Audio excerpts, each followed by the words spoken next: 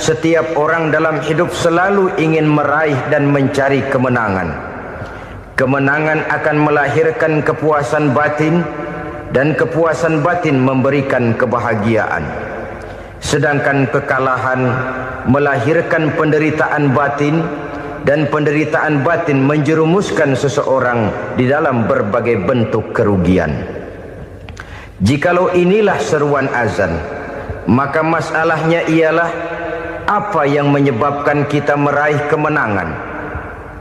Al-Quranul Karim memberikan tuntunan dan ajaran kepada kita bahwa orang-orang yang memperoleh kemenangan itu tidak lain adalah orang-orang yang bertakwa. Hanyalah mereka yang bertakwa kepada Allah Subhanahu wa ta'ala pada akhirnya akan tampil sebagai pemenang. Lalu siapa orang yang bertakwa itu? Dijelaskan dalam awal-awal Al-Baqarah, orang yang bertakwa yang akan meraih kemenangan.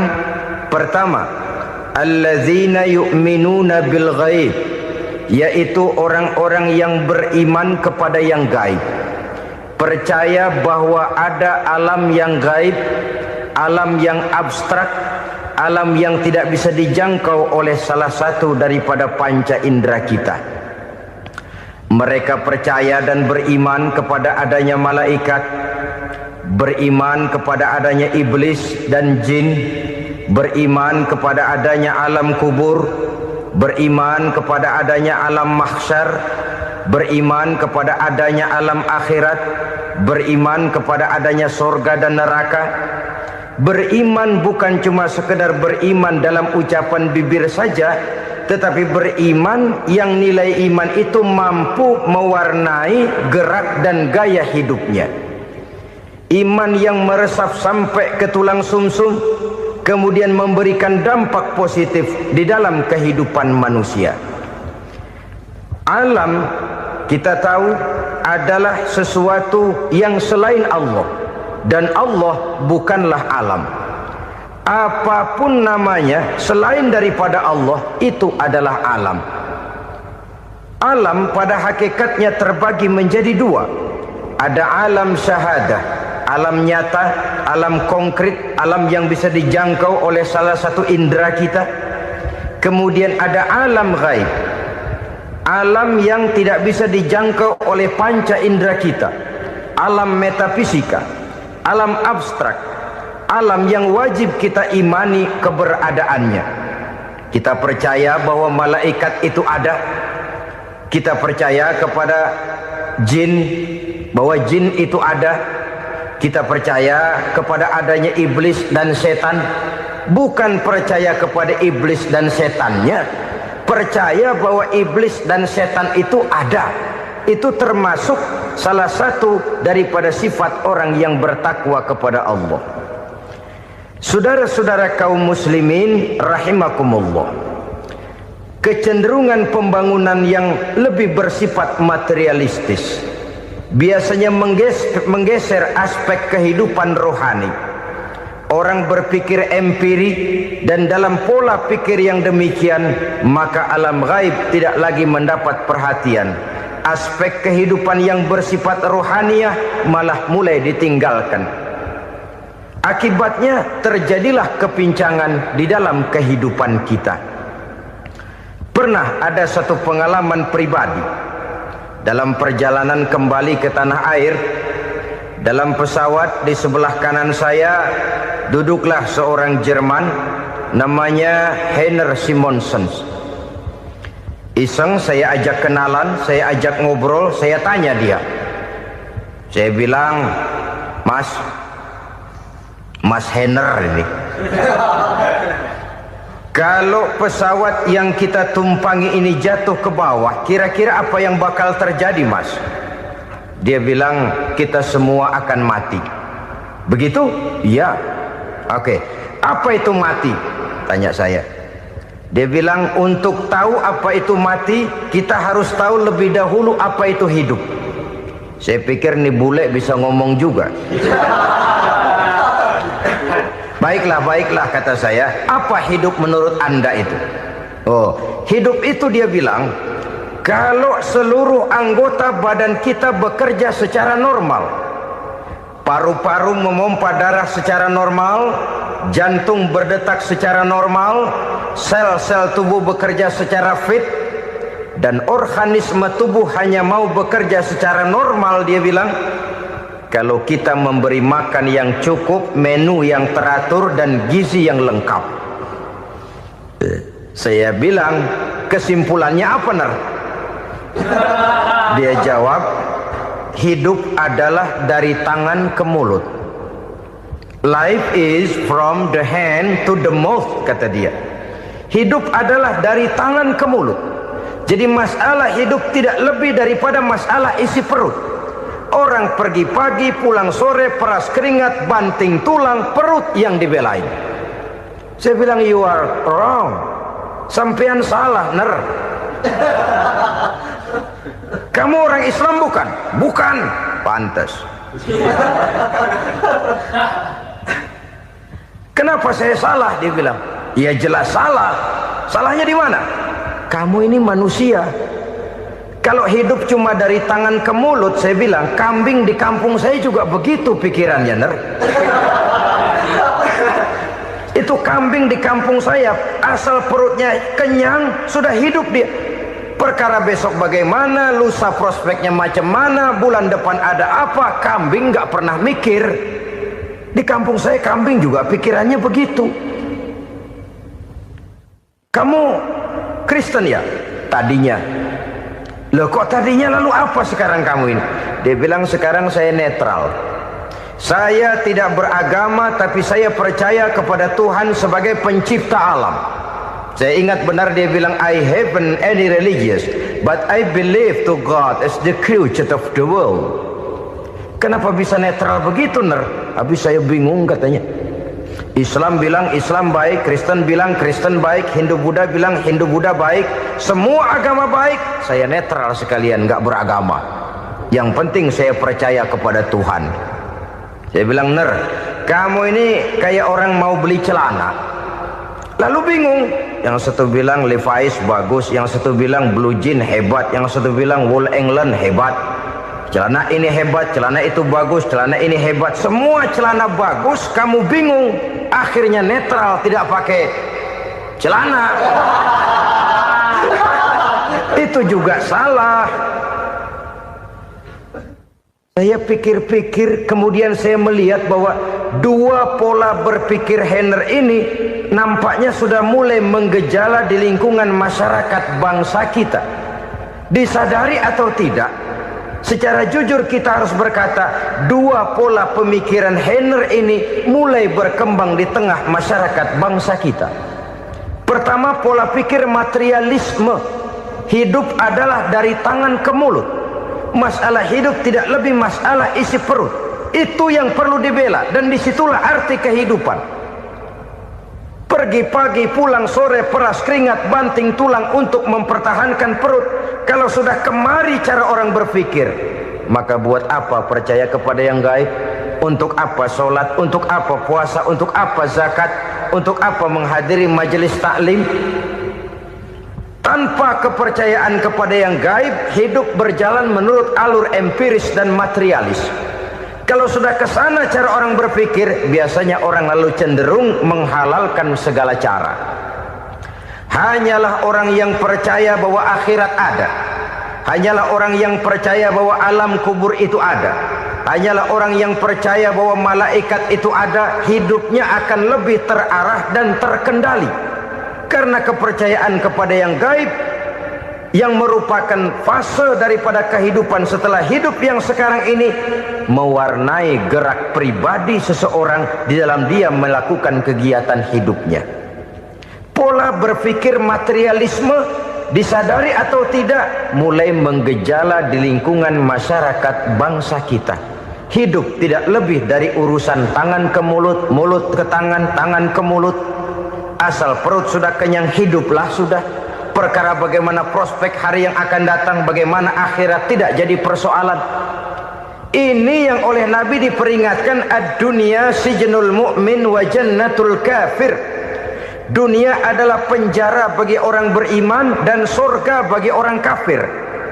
Dulu di zaman Belanda hadis ini pernah disalah tafsirkan, disalah artikan, digunakan sebagai senjata untuk mengkebiri dan membuat impoten umat Islam. Sudahlah umat Islam gak usah macam-macam, kata Belanda. Dunia ini kan penjara buat orang Islam, surga buat orang kafir. Di penjara jangan bertingkah.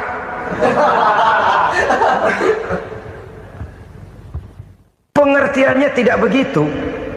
Dunia adalah penjara bagi orang mukmin. Artinya dalam kehidupan dunia seorang mukmin tidak bebas memperturutkan hawa nafsunya. Di penjara hawa nafsunya itu. Sebaliknya surga bagi orang-orang kafir. Buat orang kafir surgalah dunia ini. Mereka bebas memperturutkan hawa nafsunya. Dilarang tidak terlarang, dicegah pun tidak tercegah. Mereka hidup menurut alur bisikan nafsu mereka sendiri. Kemudian bila ajal datang, maut merenggut nyawa, selesailah surganya sampai di situ. Maka bagi orang-orang yang tidak percaya kepada adanya akhirat, kepada adanya alam gaib, surganya sebatas umurnya. Sekali lagi, surganya sebatas umurnya. Bila umur selesai, ajal pun datang merenggut nyawa, selesailah sudah surganya sampai di situ. Alangkah pendeknya perjalanan orang-orang yang tidak percaya kepada alam gaib ini. Bagi kita mukmin, jikalau kita mampu memenjarakan hawa nafsu, kita bisa bahagia di dunia ini. Dan Islam memang tidak menyuruh kita sengsara di dunia.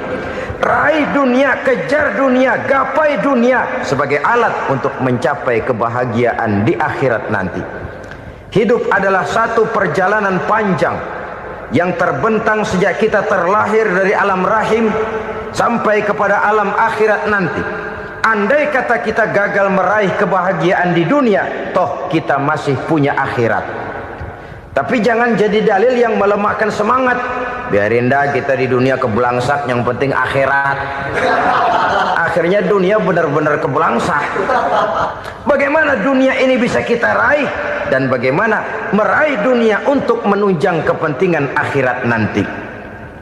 Yang kedua, dari pikiran Heiner yang saya lihat menggejala di lingkungan masyarakat bangsa kita, timbulnya manusia-manusia netral. Seolah-olah Tuhan yes, agama no. Sama Tuhan percaya, agama ogah. Tuhan ngangguk, giliran agama godeng. Padahal hampir dalam setiap ayat dalam Quran, kata-kata amanu biasanya bergandeng dengan wa amilus sholihat. Iman dan amal soleh. Ini sebagai isyarat Tuhan dan agama jangan pernah dipisah-pisah. Apabila kita bertuhan, maka kita harus beragama. Apabila kita beragama, maka agama itu harus bersumberkan dari Tuhan yang kita imani itu. Tidak mungkin kita pisah, Tuhan yes, agama no. Sama Tuhan percaya tapi agama bikin sendiri. Sembayangnya cukup bengong 2 jam madep ngulon.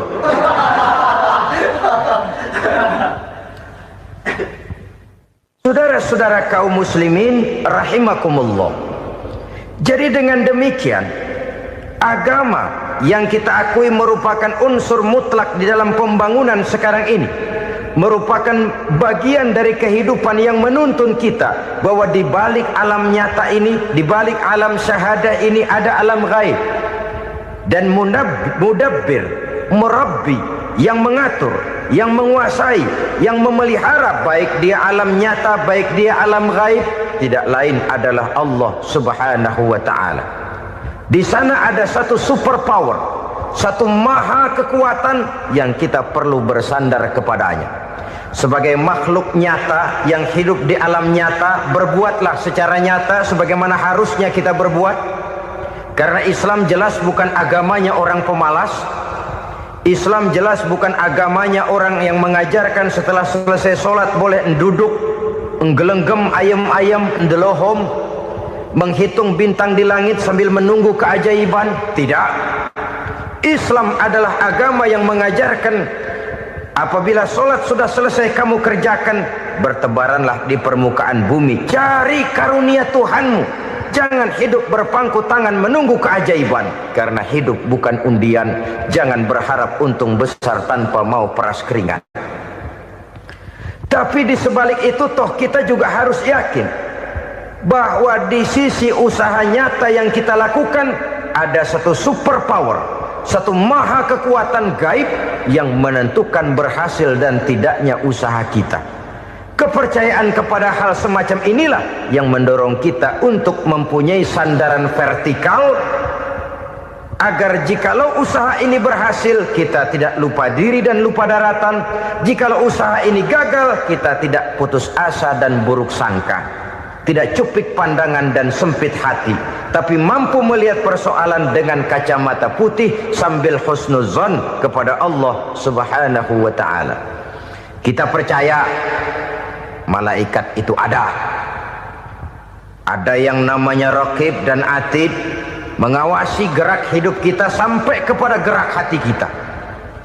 Ini memberikan sugesti agar kita berhati-hati, tidak sejengkal tanah pun kita bisa berlindung dari pengawasan Raqib dan Atid. Ada Munkar Nakir yang akan menyoal kita di alam kubur. Ada malaikat Malik, penjaga neraka. Ada malaikat Ridwan yang menjaga surga.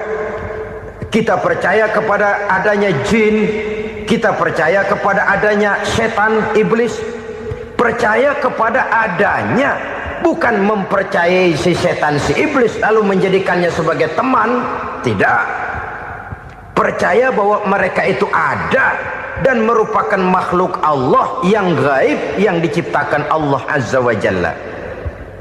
Kepercayaan kepada alam gaib memberikan motivasi terhadap gerak lahir manusia, sehingga dengan motivasi kepercayaan kepada yang gaib, gerak lahir jadi lebih terarah, jadi lebih terpelihara. Pernah seseorang bertanya, "Pak, apakah adanya akhirat bisa dibuktikan secara ilmiah?" Saya bilang tidak bisa, tidak bisa. Kenapa? Karena yang berangkat nggak pernah pulang kembali lagi. Kalau dia pulang kemari bisa kita tanya bagaimana enak di sono. Cuma secara moral saya katakan, lebih beruntung orang yang percaya kepada akhirat daripada yang tidak. Sekarang saudara percaya akhirat ada, lalu saudara baik-baik di dunia, sholat, puasa, zakat, menolong orang lain, menebarkan kebajikan. Saudara mati, andai kata akhirat tidak ada, toh dalam hidup saudara sudah berbuat baik. Paling tidak nama saudara akan dikenang sebagai orang baik.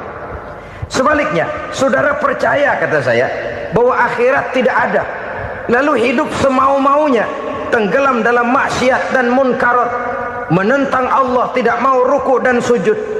Lalu saudara mati, kemudian akhirat ada, ayo mau apa?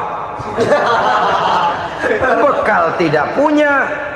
Jadi secara moral lebih beruntung orang yang percaya kepada adanya akhirat daripada yang tidak percaya. Dan itu alam gaib yang tidak bisa dibuktikan secara eksat. Jangankan untuk membuktikan seperti itu, dalam kehidupan sehari-hari saja yang kita rasakan tidak selalu berbentuk toh. Angin, bagaimana sih bentuknya angin? Kita tidak tahu. Merah, buktinya kalau dikerok merah. Yang merah itu kulit, yang kulit kita bukan anginnya. Sakit, rasa sakit itu ada, tapi bagaimana bentuk sakit? Kita nggak pernah tahu. Kalau kita makan cabai pedas, bagaimana bentuk pedas itu tidak ada, tapi rasa ada. Bentuk pedas hijau, cabenya bukan pedasnya. Tidak semua yang kita rasakan bisa kita gambarkan dalam bentuk yang konkret. Oleh karena itu, sekali lagi bahwa kepercayaan kepada alam yang gaib mampu memberikan satu sugesti yang menata kehidupan seseorang lebih lurus, lebih terarah, dan lebih terkendali. Maka wajar kalau kepercayaan kepada yang gaib mengantarkan seseorang untuk meraih kemenangan. Kenapa? Dia percaya kepada yang gaib, bahwa akhirat ada, bahwa alam kubur ada, bahwa pertanggungan jawab itu ada. Maka dia lalu tidak hidup saenae udele dewe, itu loh. Tidak hidup menurut seleranya sendiri, terarah, teratur. Ini cirinya yang pertama, orang bertakwa yang akan meraih kemenangan, mereka